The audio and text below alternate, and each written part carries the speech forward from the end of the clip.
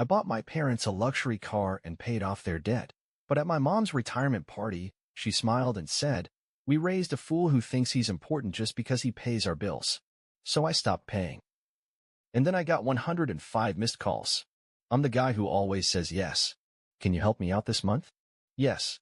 Can you cover this bill? Yes. You wouldn't let your own parents struggle, right? Of course not. For years, I've been the financial backbone of my family. It started small, covering a few bills here and there, helping out when my parents needed a little extra. But before I knew it, I was paying for everything. The mortgage, the car payments, my mom's medical bills, even my dad's golf club membership. And it wasn't just money they took from me. It was everything I could offer. I'm a corporate lawyer, one of the best in my firm. I work 70-hour weeks, negotiating multi-million-dollar contracts, making sure my clients never see the inside of a courtroom. I don't have a wife. No kids. No time for vacations. No time for anything, really, except work. And my family took full advantage of that. My sister Anna got used to calling me every time she needed rent money or a new phone. My cousin Mark, who ran a struggling construction company, had me handling his legal work for free, contract reviews, settlements, lawsuits. Even my parents relied on me for everything. I drafted their wills, negotiated a better deal on their insurance, and got my dad out of trouble after he crashed into someone's car. So when my mom was finally ready to retire, I made sure she wouldn't have to worry about anything. I paid off their house, cleared all their debt, even surprised them with a brand new luxury car because my dad had always wanted one but could never afford it. I thought, just this once, maybe they'd be proud of me. Maybe I'd be more than just their personal ATM. I was wrong. The humiliation I wasn't supposed to hear. My mom's retirement party was huge. A high-end restaurant, live music, over 100 guests, family, friends, former colleagues. I handled everything, the food, the venue, even a slideshow of her career highlights. At some point during the night, I stepped outside to take a call from a client. When I returned, I heard my mother's voice coming from the hallway near the restrooms. I wasn't trying to eavesdrop, but then I heard my name. Ethan actually thinks that just because he pays for everything, it makes him important. I froze. Well, you did say he's so naive, my Aunt Linda laughed. My mother sighed dramatically. Of course he is. We raised a fool who thinks he's important just because he pays our bills. Laughter. Casual, effortless. Like they were discussing the weather. Well, at least he's useful, my dad chuckled. He brings in the money. And free legal work, my cousin Mark added. Not the worst fool to have in the family. I stood there, numb. A fool. That's all I was to them. Not a son. Not a brother. Not family. Just some idiot willing to hand over his money and skills without question. And in that moment, something inside me snapped. The one thing they never expected. I walked back into the banquet hall, heart pounding, head spinning. The party was still in full swing, guests laughing, drinking, completely oblivious to the fact that everything had just changed. I headed straight for my table, pulled out my phone, and right there, in front of everyone, I opened my banking app. "What are you doing?" Anna asked, frowning. I canceled every automatic payment tied to their accounts. Mortgage, utilities, car payments, insurance. Gone. All done, I said, slipping my phone back into my pocket. What do you mean, all done? My dad asked, setting down his drink. I exhaled slowly. It means you're on your own now. My mother's smile vanished. Ethan, stop being dramatic, she said, her voice sharp. Dramatic? I let out a short laugh. No, this is long overdue. You think I'm naive for paying your bills? Fine. Let's see how you like paying them yourselves. The room went silent. Ethan, you can't be serious, my Aunt Linda said, nervously chuckling. Oh, I'm completely serious. I turned to Mark. And by the way, if you need legal help, hire an attorney. I'm done. Mark clenched his jaw. Are you really doing this? Over a joke? No, I said, calm and cold. I'm doing this because I finally see you all for what you are. Anna scoffed. Oh my God, grow up. You're acting like a child. No, actually, I'm acting like a lawyer who just terminated a bad contract. And with that, I turned and walked out. And not one of them could stop me. The first 2 days were dead silent. Then the call started. First, it was my mom. Ethan, you forgot to send the money for the electricity, dear. Can you fix that today? Ignored. Then my dad. Son, this is serious. If we don't pay the insurance. Ignored. Then Anna. You're really punishing all of us over one stupid comment? Grow up. Ignored. By the end of the week, I had 37 missed calls. By the end of the month, the number had climbed to 105. And that's when the real chaos began. At first, I expected them to cool off, to maybe reflect. I was wrong. The silence didn't last long. After the 105 missed calls, they changed tactics. It started with guilt-tripping messages. Mom, Ethan, we're your family. Families don't do this to each other. Dad, your mother is so stressed, she can't sleep. Do you even care? Anna, wow. So you're just going to abandon us? Like we're strangers? I didn't respond. Then came the passive-aggressive posts on social media. Anna wrote, some people only do things for others so they can hold it over their heads later. Real love is unconditional. I laughed when I saw it. Unconditional? I had been paying her bills for years, never asking for anything. But now that I stopped, I was the villain. Then they got desperate. Mom, Ethan, the electricity was shut off today. We don't have power. How could you do this? That one almost got me. Almost. Then I remembered, I had been paying that bill for years. And every time I asked if they needed help budgeting, my mom would brush it off. Oh, don't worry about that, sweetheart. We'll figure it out. Well, time to figure it out. The unannounced visit. A week later, they showed up at my office. I was in the middle of reviewing a case when my assistant buzzed in. Ethan, your family is here. They don't have an appointment, but they're insisting it's urgent. I sighed, rubbing my temples. I should have expected this. Send them to the conference room. I closed my laptop and walked in to find Mom, Dad, and Anna sitting there, looking pissed. Ethan, Mom started, this has gone on long enough. You made your point. Now, let's be reasonable and fix this. Fix what? I asked, leaning against the table. The bills, Ethan, she snapped. We're behind on everything. The mortgage, the car, the insurance. Not my problem, I said simply. Not your. My dad shook his head. Son, you can't just cut us off like this. We're family. Oh, I can. And I did. Anna crossed her arms. So, what? You just expect us to struggle. You mean like I struggled, working 70-hour weeks to pay for everything while you all sat back and laughed at me? I shot back. She scoffed. It was just a joke, Ethan. You're blowing this way out of proportion. I leaned forward, resting my hands on the table. Let me be crystal clear. You laughed at me. You mocked me. You used me. And when I finally stood up for myself, suddenly I'm the bad guy. No, that's not how this works. Mom put on her sympathetic voice. Sweetheart, we never meant to hurt you. We just assumed you enjoyed helping us. Enjoyed. I let out a bitter laugh. Did I ever get a choice? Silence. Exactly, I said. Dad tried a new approach. All right, Ethan, let's make a deal. Maybe you don't have to cover everything anymore, but just help out with the big things. The house, the car, the insurance. That's fair, right? I smiled. Sure, I'll make a deal.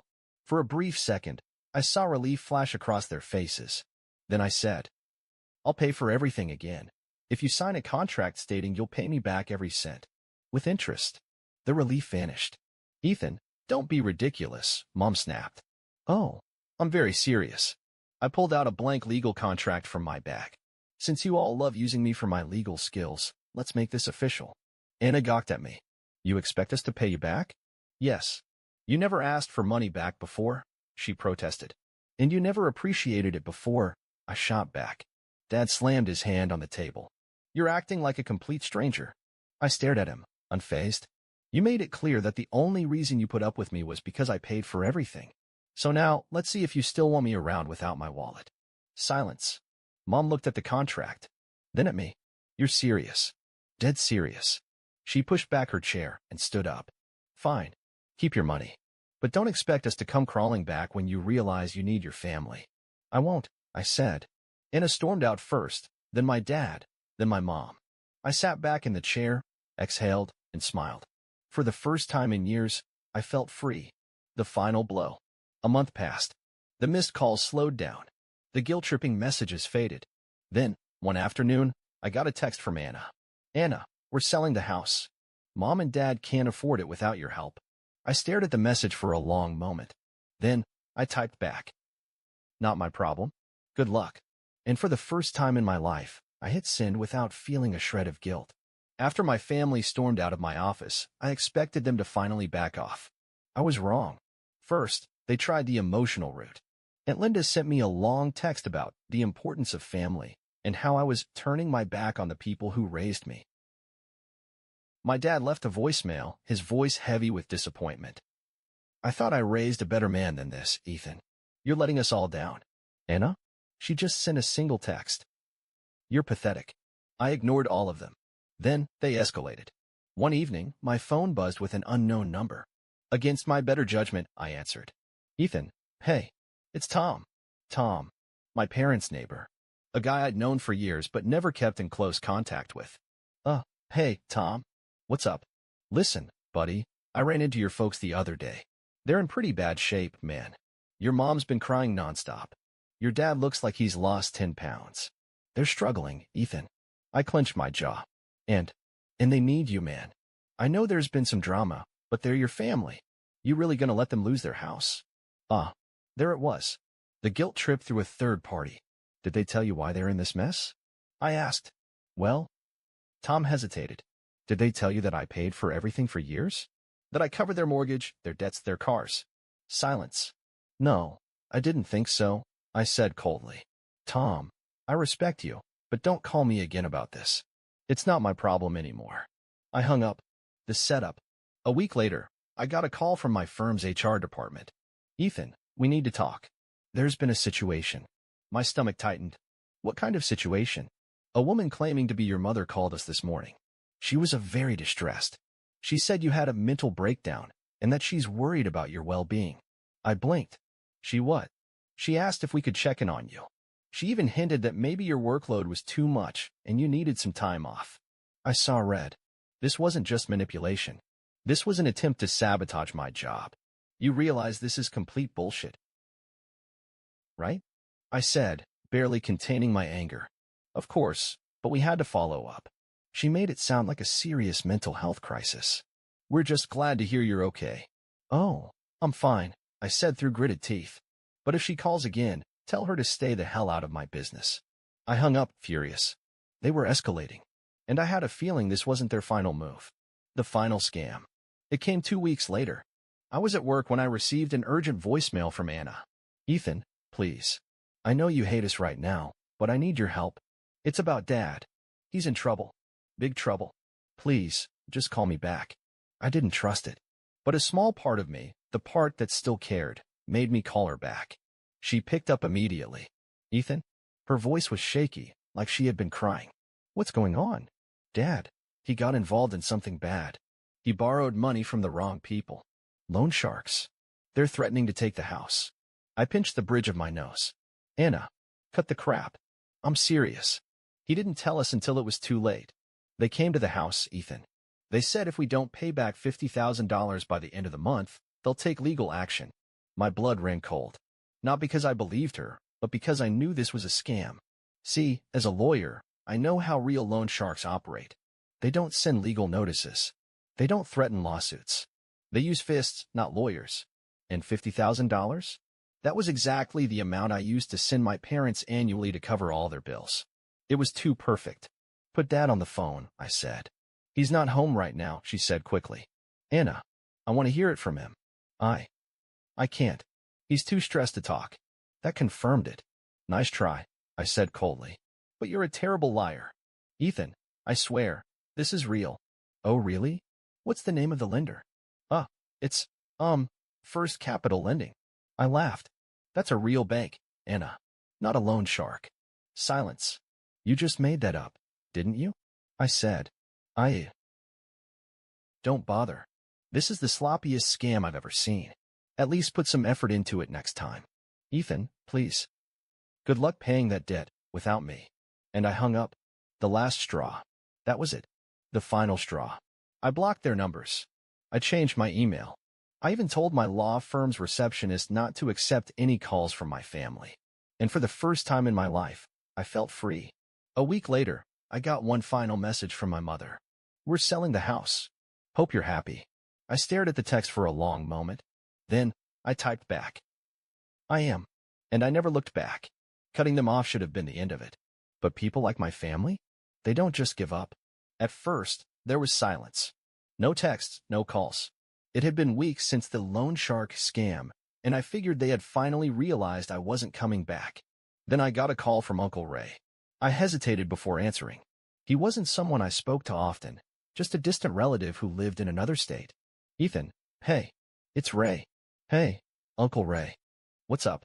Look, I hate to get involved in family business, but your mom called me. She's saying you abandoned them.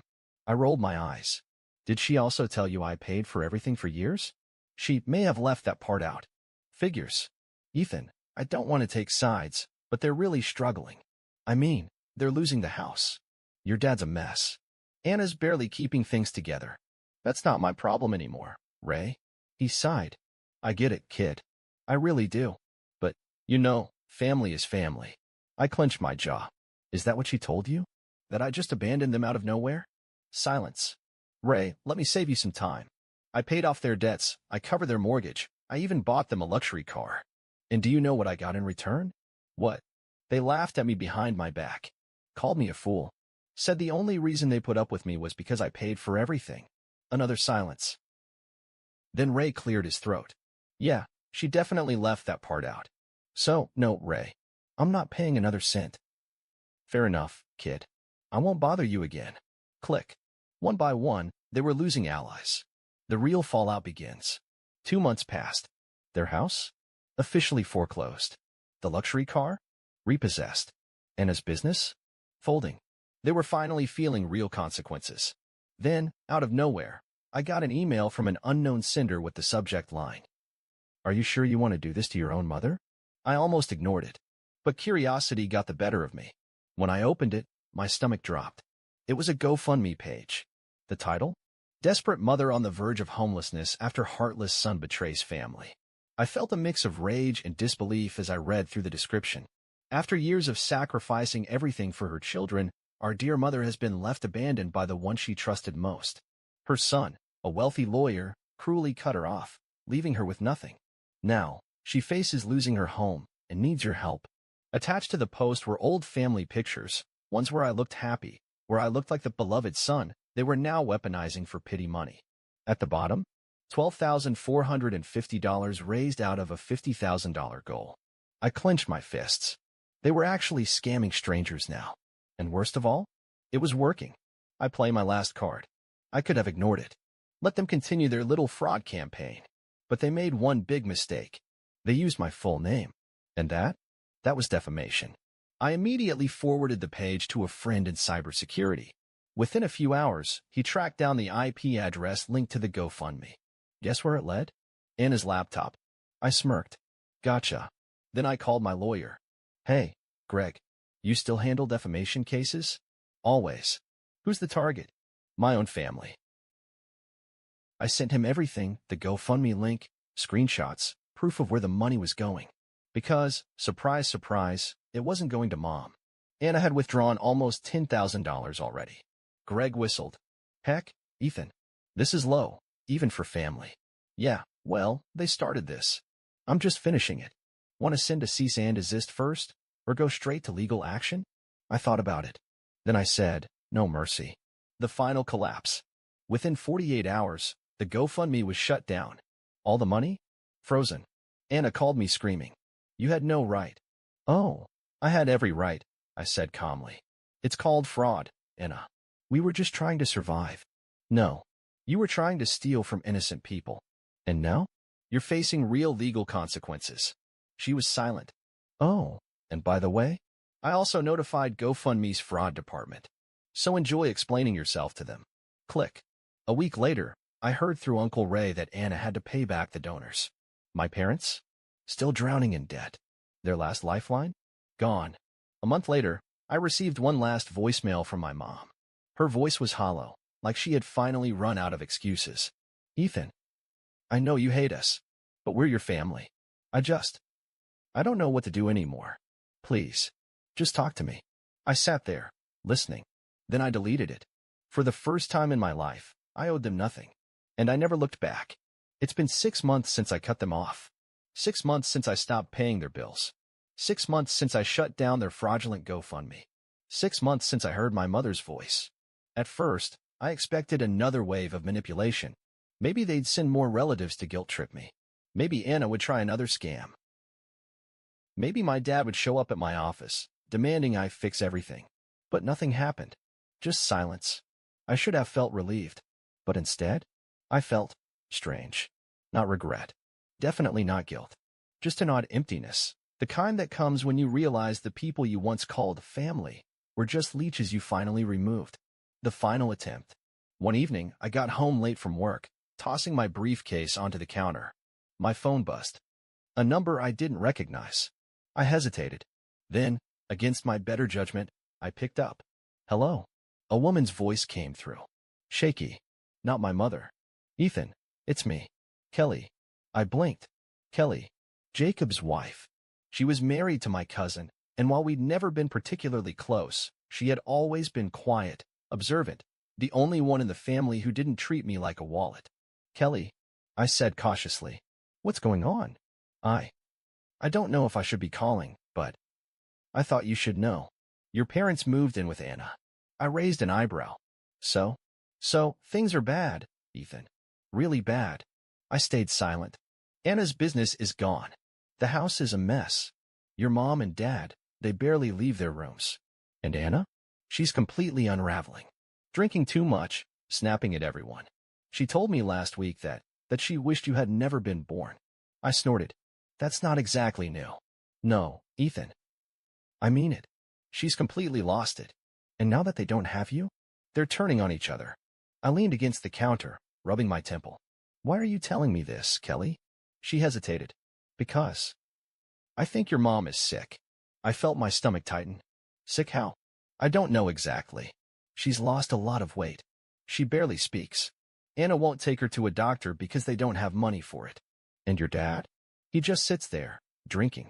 I exhaled slowly. This was their reality now. For years, they lived off me, wasting money, laughing behind my back, treating me like I was disposable. And now, they were disposable to each other. Kelly, I said after a moment, why are you really calling me? She hesitated again. Then she finally admitted the truth. Your mom asked me to call you. She didn't want to do it herself. She said she'd rather die than beg you for help. But Ethan, I think she's hoping you'll come back.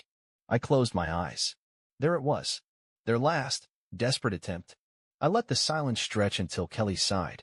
I know they don't deserve it. But I also know you. And I know this isn't easy for you.